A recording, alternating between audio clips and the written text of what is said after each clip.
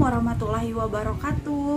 Selamat pagi atau siang atau malam, kapan Ananda menonton video ibu ini. Nah, pada kesempatan kali ini ibu akan memperkenalkan diri dulu. Nama ibu adalah Suci Pratiwi Asmal, biasa dipanggil Ibu Suci. Ibu mengajar mata pelajaran pendidikan Pancasila dan kewarganegaraan. Gimana kabarnya Ananda semua? Ibu berharap Ananda semua dalam keadaan sehat dan terjauhi dari segala pandemi yang ada pada saat sekarang ini. Nah, walaupun kita belajar dari rumah, kita harus tetap semangat dan tetap rajin belajar, walaupun kita tidak bertatap muka secara langsung. Nah, Ananda semuanya, kita pada kesempatan kali ini akan belajar tentang PPKN bab 1, yaitu memahami kedudukan dan fungsi Pancasila. Nah, Ananda semuanya, sebelum kita memulai pembelajaran kita, alangkah baiknya kita berdoa dulu sesuai kepercayaan masing-masing. Berdoa mulai. Berdoa selesai. Nah, baiklah, sekarang kita akan mulai pembelajaran kita, yaitu tentang memahami kedudukan dan fungsi Pancasila. Nah, Ananda semuanya, memahami kedudukan dan fungsi Pancasila pada bab 1 ini terbagi dari 3 bagian, ada A, B, dan C. Nah, pada video kali ini kita akan membahas yang A dulu, yaitu arti kedudukan dan fungsi Pancasila. Nah, pertama itu kita membahas tentang istilah Pancasila, dikenalkan pertama kali oleh Insinyur Soekarno dalam sidang BPUPKI tanggal 1 Juni 1945. Nah, menurut Insinyur Soekarno, Pancasila adalah isi jiwa bangsa Indonesia yang turun-temurun sekian abad lamanya terpendam bisu oleh kebudayaan Barat. Nah, dengan demikian Pancasila tidak saja falsafah negara, tetapi lebih luas lagi, yaitu falsafah bangsa Indonesia.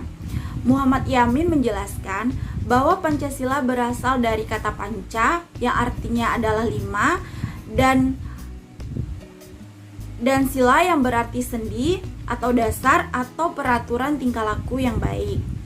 Nah, berikutnya dengan demikian Pancasila merupakan 5 dasar yang berisi pedoman atau aturan tentang tingkah laku yang penting dan baik. Nah, Pancasila sejak tanggal 18 Agustus 1945 ditetapkan sebagai dasar negara sebagaimana tertuang dalam alinea pembukaan Undang-Undang Dasar Negara Republik Indonesia tahun 1945. Nah, sekarang kita akan masuk ke dalam fungsi dan peranan Pancasila. Nah, fungsi dan peranan Pancasila itu ada 7 ya anak-anak. Nah, yang pertama adalah Pancasila sebagai jiwa bangsa Indonesia. Ibu akan anak-anak bisa lihat penjelasannya di layar ya. Pancasila sebagai jiwa bangsa Indonesia berfungsi agar Indonesia tetap hidup dalam jiwa Pancasila. Setiap bangsa dan negara tentu memiliki jiwa. Dalam hal ini, Pancasila adalah jiwa bangsa negara kita Indonesia. Nah, fungsi yang kedua adalah Pancasila sebagai kepribadian bangsa Indonesia. Pancasila sebagai pribadi bangsa, yaitu Indonesia memiliki fungsi sebagai hal yang memberikan corak khas bangsa Indonesia dan menjadi pembeda yang membedakan bangsa kita dengan bangsa yang lain. Jadi, Pancasila ini merupakan kepribadian bangsa Indonesia. Nah, kepribadian bangsa Indonesia inilah yang membedakan bangsa Indonesia dengan bangsa lainnya. Yang ketiga, Pancasila sebagai sumber dari segala sumber hukum. Pancasila sebagai sumber hukum berfungsi sebagai sumber hukum yang mengatur segala hukum yang berlaku di Indonesia. Jadi semua hukum yang berlaku di Indonesia harus bersumber dari Pancasila. Semua hukum harus tunduk dan bersumber dari Pancasila. Jadi hukum tentang aturan berlalu lintas, hukum tentang semua peraturan perundang-undangan, semuanya itu harus bersumber dari Pancasila. Yang keempat, Pancasila sebagai perjanjian luhur. Pancasila sebagai perjanjian luhur telah berfungsi dan disepakati melalui sidang PPKI tanggal 18 Agustus 1945. Walaupun disahkannya Pancasila hanya oleh sebuah PPKI, Tetapi PPKI sebenarnya adalah suatu badan yang mewakili suara rakyat. Jadi Pancasila merupakan hasil perjanjian bersama rakyat. Nah, yang kelima adalah Pancasila sebagai cita-cita dan tujuan bangsa Indonesia. Pancasila sebagai cita-cita bangsa memiliki fungsi yaitu untuk menciptakan masyarakat yang adil dan makmur. Nah, jadi Pancasila sebagai cita-cita dan tujuan bangsa Indonesia itu tujuannya adalah untuk menciptakan masyarakat yang adil, tentram, dan makmur. Yang keenam, Pancasila sebagai satu-satunya azas dalam kehidupan berbangsa dan bernegara.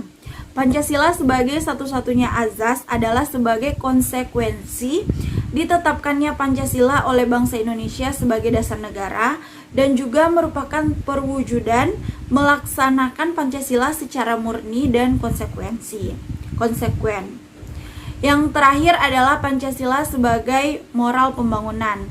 Pancasila dijadikan kerangka, acuan, tolak ukur, parameter, arah, dan tujuan dari pembangunan. Nah, anak-anak semuanya, itu dia beberapa fungsi dan peranan Pancasila. Nah, semoga Ananda bisa memahami dari apa yang telah Ibu tayangkan di video ini dan dengan apa yang telah Ibu ucapkan di video ini. Nah, selanjutnya Ananda semuanya silakan kerjakan latihan yang sudah Ibu siapkan. Nah, yang pertama ada soalnya adalah apa arti Pancasila bagi bangsa Indonesia? Yang kedua, apa fungsi Pancasila bagi bangsa Indonesia?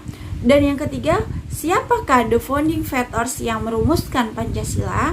Yang keempat, seperti apakah fungsi Pancasila bagi kehidupan bernegara?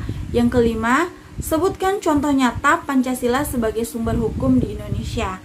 Nah, setelah Ananda menonton video ini, silakan Ananda kerjakan latihan yang sudah Ibu siapkan dan Ananda bisa mengirimkannya melalui Google Classroom ataupun Telegram.